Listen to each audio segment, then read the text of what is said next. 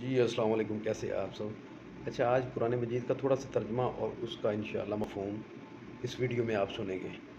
ہم زمین کو بالکل صاف میدان کر کے چھوڑیں گے، جس میں نہ تو موڑ دیکھے گا اور نہ اونچ نیچ دیکھے گا، جس دن لوگ پکارنے والے کے پیچھے چلیں گے، جس میں کوئی کجی نہ ہوگی۔ اللہ رحمان کے سامنے تمام آوازیں پست ہو جائیں گی، سوائے خسر پسر کے تجھے کچھ بھی سنائی نہیں دے گا۔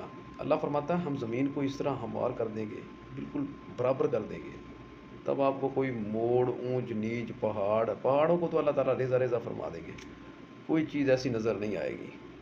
تو تب آپ کو سوائے خسر پسر کے، یہ خسر پسر مینز کہ تجھے کچھ بھی سنائی نہیں دے گا۔ جو انسان باتیں کریں گے، او اللہ اکبر، قیامت آ گئی یار سیدھا سوچا ہی نہیں سی قیامت آ گئی، قیامت بھی آنی سی یار، وہ تو بڑا مسئلہ خراب ہو گیا، تے نامہ اعمال کدوں ملے گا؟ تے خسر پسر لوگ کریں گے ایک دوسرے سے، ٹھیک ہے، تجھے کچھ بھی سنائی نہیں دے گا۔ اس دن سفارش کچھ کام نہ آئے گی، مطلب سفارش جیسے یہاں پہ چلتی ہے، فلاں نے سفارش کر دی، کام ہو گیا، یہ کام ہو گیا، وہ کام نہیں، نیور، ایسا بالکل نہیں ہوگا۔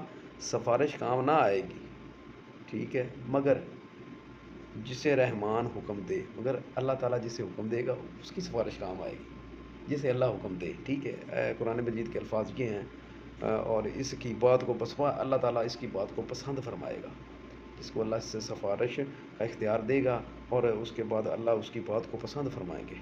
تو یہ چھوٹا سا مفہوم تھا، اور جو کچھ ان کے آگے پیچھے ہے اسے اللہ ہی جانتا ہے، مخلوق کا علم اس پر حاوی نہیں ہو سکتا۔